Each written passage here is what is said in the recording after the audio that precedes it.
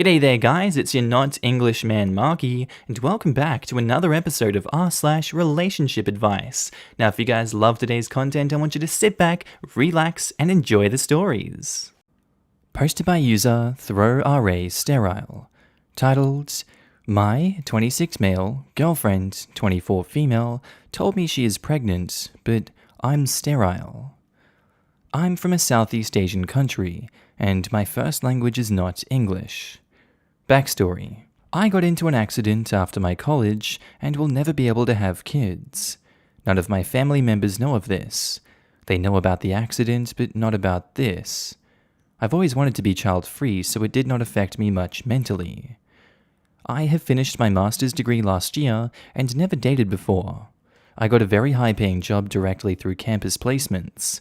My parents immediately wanted me to get married after getting a job, but I wanted to work on myself and explore a bit. They said no, and I said that it was my wish.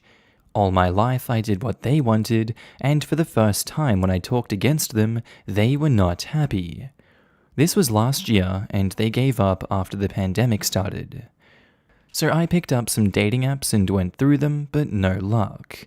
Then my parents introduced me to a family friend's daughter, and we clicked kinda. Looking back, I was a fool. She said yes to anything I said and never complained about anything. I felt kinda weird about it. I wanted her to express her interests, but she always said she was interested in whatever I do. Well, I did not think much about it. I said that I won't have kids ever, and she surprisingly said okay. I was like, damn. She's probably the one, as it's very hard to find a partner who is child-free in my country, or at least I thought. But we were in the initial stages, and I've not told about my accident. Long story short, we had sex a month ago. I used condoms because safety first. The next day on, she started ghosting me a bit. I thought it was due to my performance in bed and wanted to give her some space. Then she texted infrequently and only replied okays and Ks and one-line answers. I thought maybe she wanted to end the relation and was sad, but left it at that.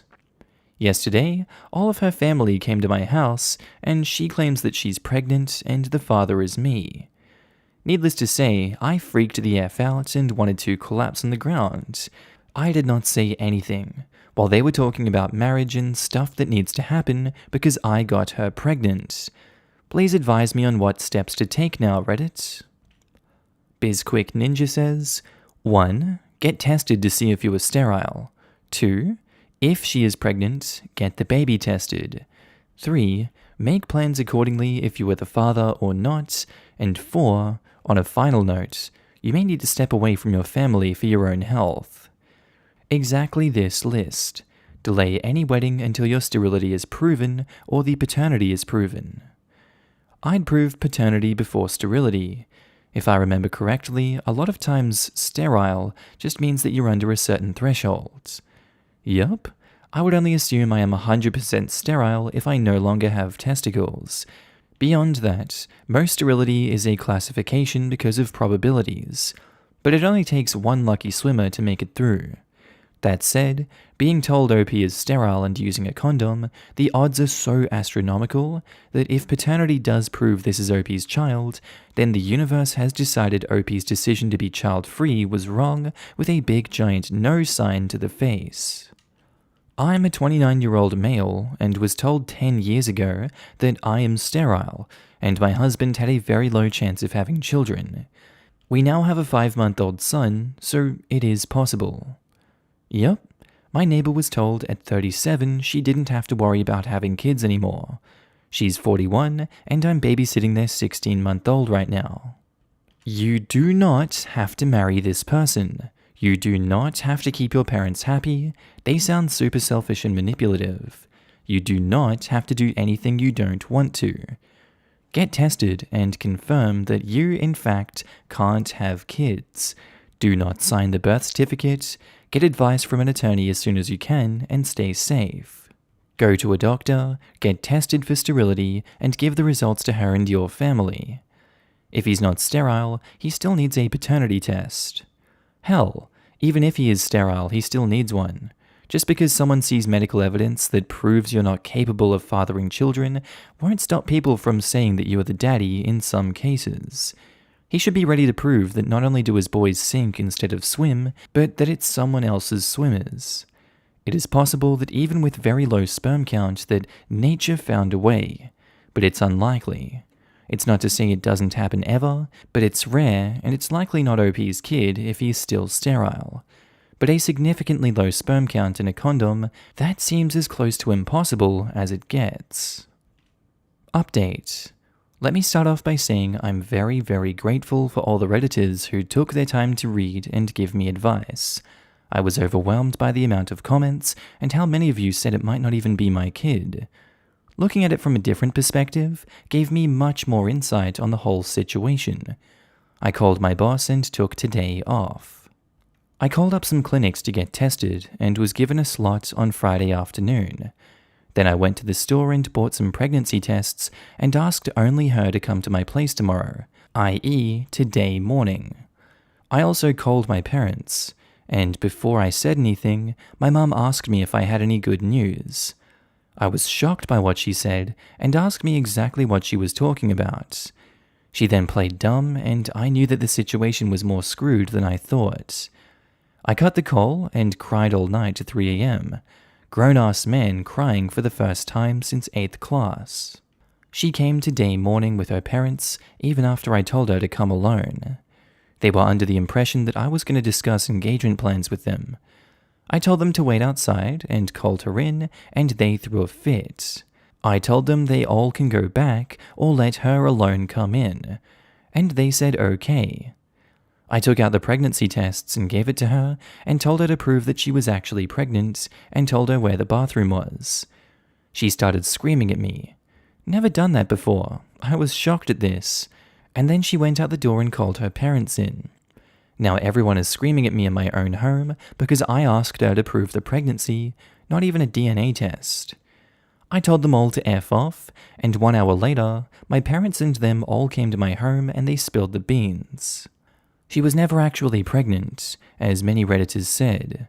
My parents were afraid that I was getting old for marriage and wanted me to marry and give them grandchildren. They said that in arranged marriages, there's no need for the people to actually get to know the spouse because the parents choose only the best for their kids. They planned this all and were only waiting for me to have sex with her to do this. I broke down and cried again. All my life, I did exactly what my parents wanted. Always scored high and never asked for anything. I told them to get out and never talk to me again in between crying. And they said that parents know what's best for their kids and I should do what they say. Then I got extremely angry and told them to F themselves in my native language, which was very bad. For once, I think they knew I was serious with them and they all left. I blocked them all before sending my parents a message to never again contact me in my life, even if one of you was dying. I cried for some more time, even through some dog videos, and went through all my messages on Reddit. And I feel like I owe you guys this update because it was you guys who helped me do this. This is all, and I hope you have a wonderful day.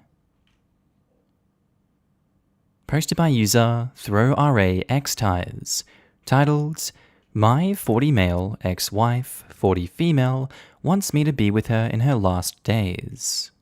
Backstory. I met my ex when we were both 10.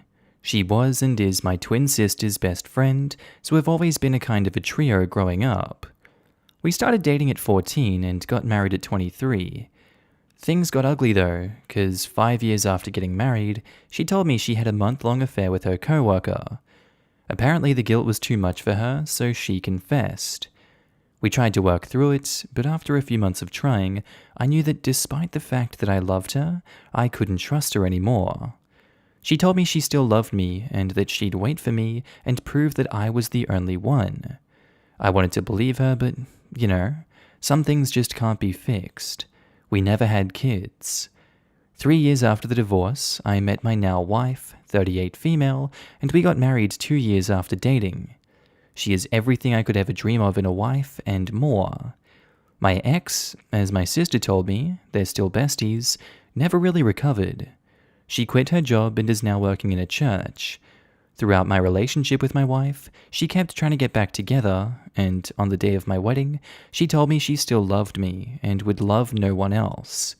She said this was the last time she would bother me, but that she'll wait for however long it took. Apparently, she's honest in that regard, at least because my sister says she's never been with anyone since. So here is what happened recently. My wife and I have been married for 7 years and have 2 kids, 7 female and 3 male. My sister came over with her own kids so the cousins could play. While my wife was out to pick up lunch, my sister sat me down and told me about the situation with my ex. Apparently, she only has less than 6 months to live. She refused treatments and wants to live the last few months to the fullest. I guess that's why her and my sister really went out of their way to travel despite the pandemic. One thing on her bucket list, though, was that she wanted to feel like my wife again. No sex, no kissing, she just wanted me to be around the house. She still lives in the house that we lived in again, and maybe hold her from time to time. I told her I wouldn't do that, because that was pretty much emotionally cheating. My sister kept arguing and begging me to at least see her and hear her out.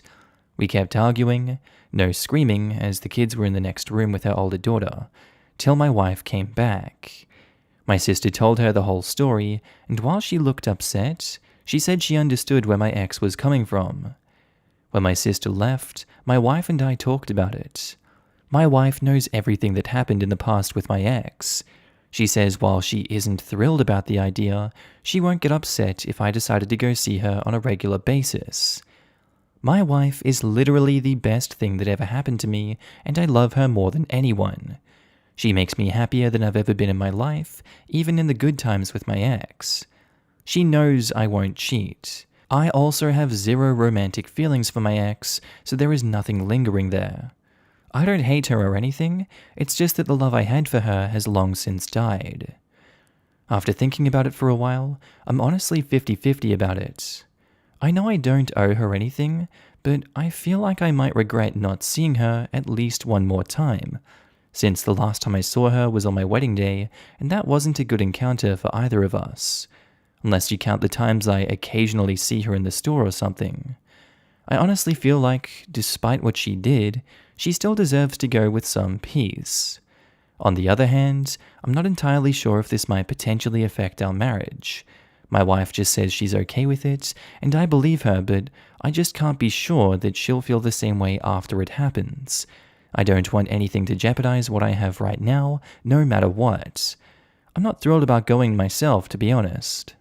Any advice? What should I do? Edit. Just want to add that if I ever do this, I won't be acting like a husband or anything inappropriate like that. Just gonna see her and talk for a bit. My sister says that me just being there and sharing a meal with her would be more than enough for her to feel like we were married again. Just my opinion, but I wouldn't do it. There's plenty of risk and a little possible reward. If you want to show goodwill towards your ex, run errands for her, or show support in some other way. Have a meal sometime with her, with your wife present. You don't owe anything to your ex, so these gestures are more than you are obliged to do. In my opinion, this scheme would be playing with fire with regards to your current marriage. OP, I really feel sad for your ex. The last 12 years must be full of sadness and regret for her. All of that because of one stupid decision on her part, without giving much thought to the consequences that might arise from this decision. That being said, this is her dying wish. So what I'm gonna say is gonna sound heartless, but please hear me out. Your wife sounds like an angel and very mature. I'm really happy to hear that she and you guys feel very secure in your relationship with each other, and that you feel comfortable enough to bring this up with her and for her to grant this. I'd say that a lot of families strive for this kind of relationship. Even though you have no feelings for your ex, this still has the potential of causing some strain in your marriage, with repercussions that may go on for a long time. Your ex may not be around, but you'll be around to bear the brunt of that decision.